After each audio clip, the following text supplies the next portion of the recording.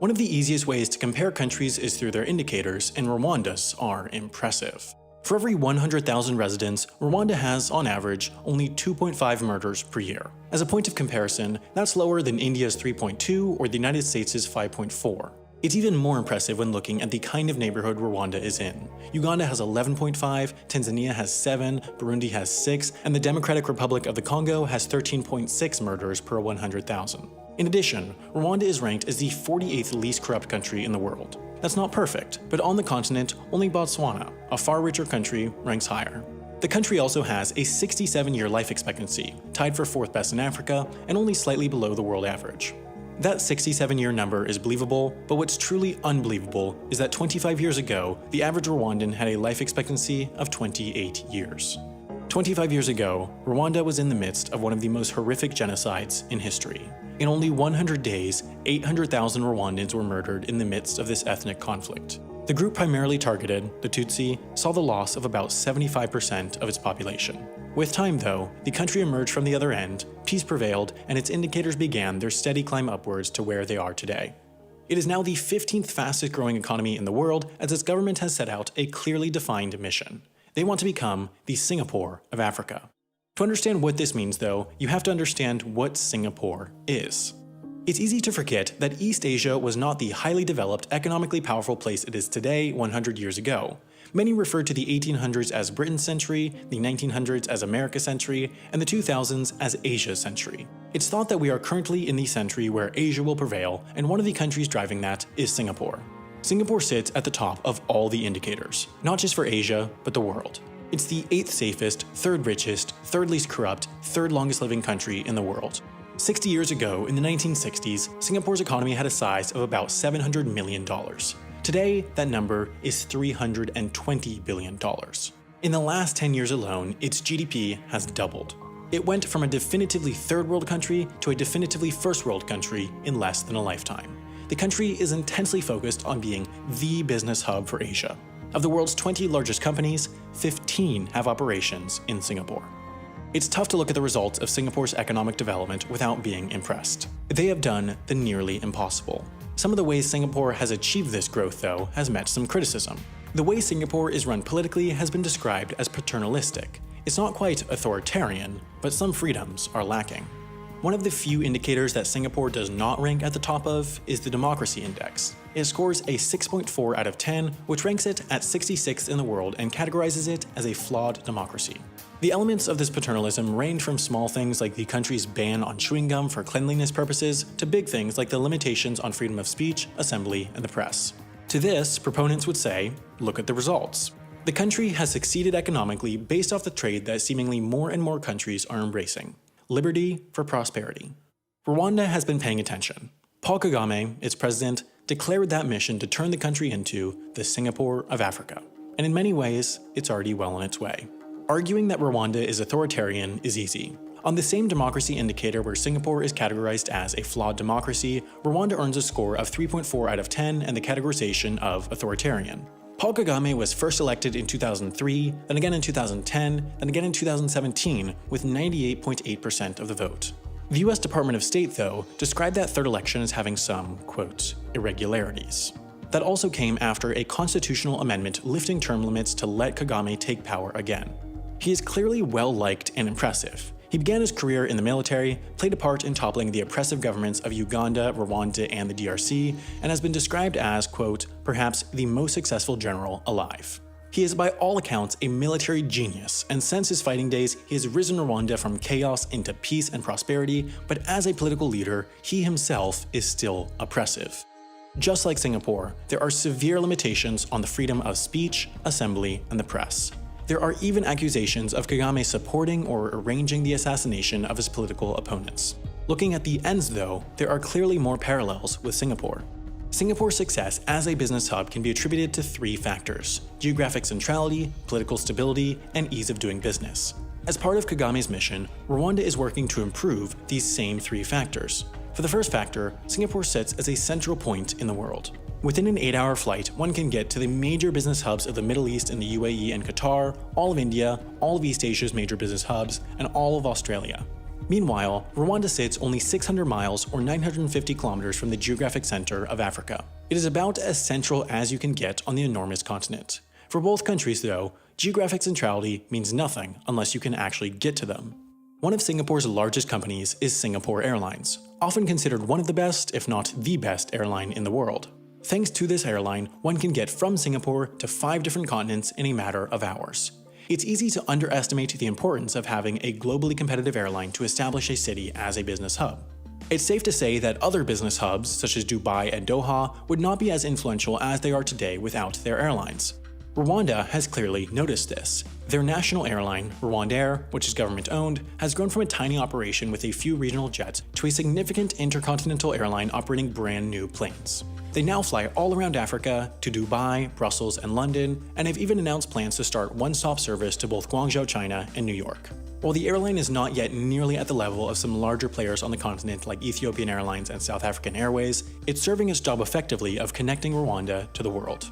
The second factor to Singapore's economic success is political stability. The World Bank rates countries in terms of political stability and absence of violence and terrorism, and for this, Singapore, unsurprisingly, comes up in the 99th percentile, better than almost any country in the world.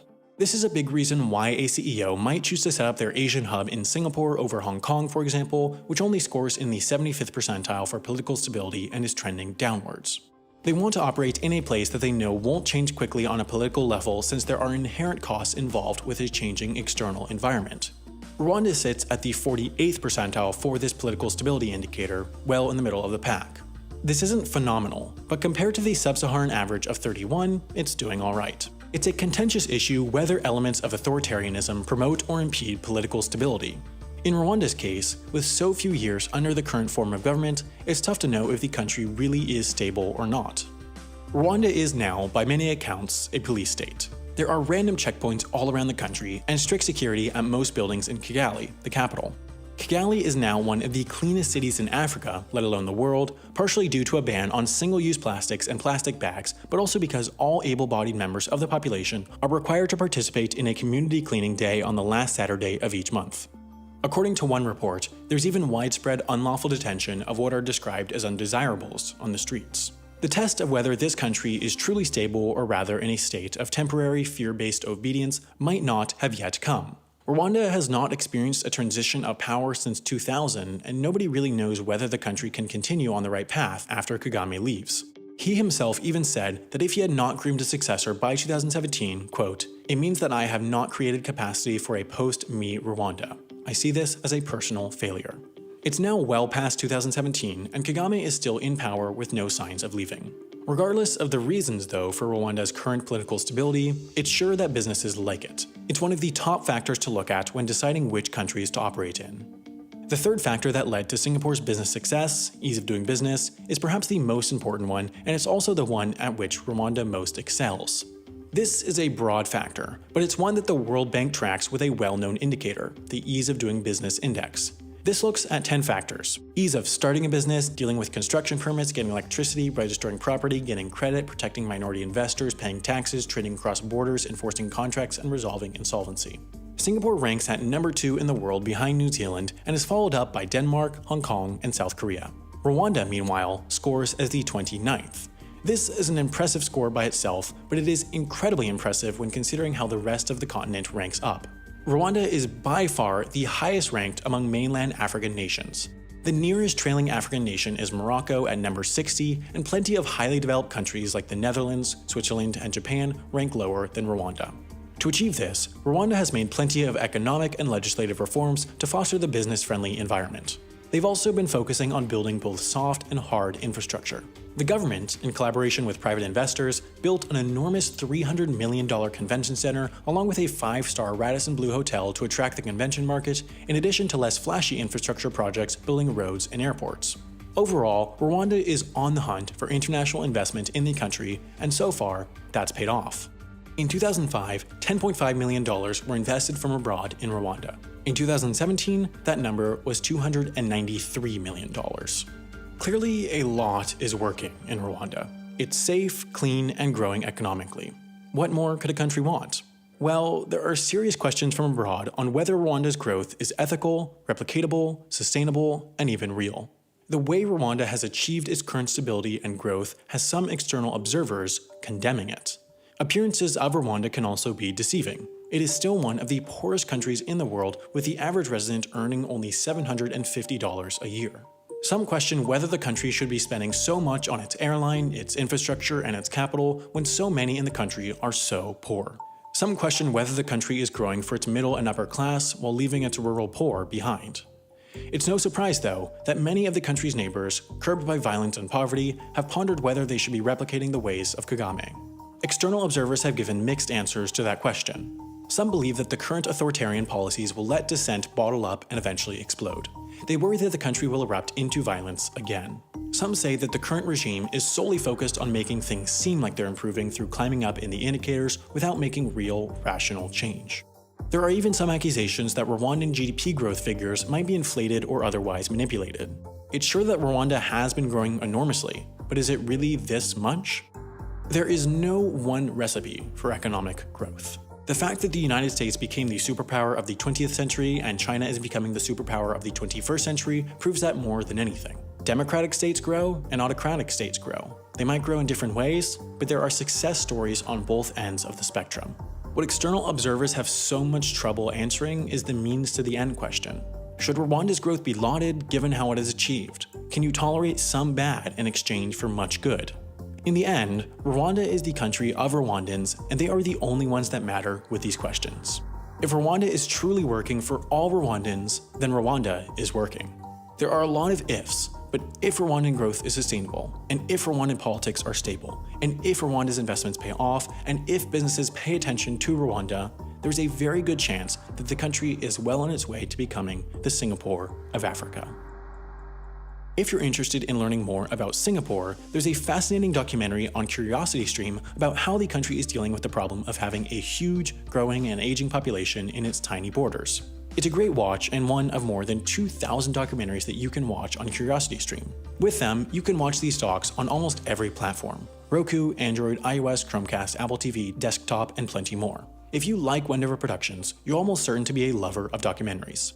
Unlimited access is a reasonable $2.99 per month, but what's best is that you can get started watching on CuriosityStream for free for 30 days by signing up at curiositystream.com/Wendover and using the code Wendover at checkout.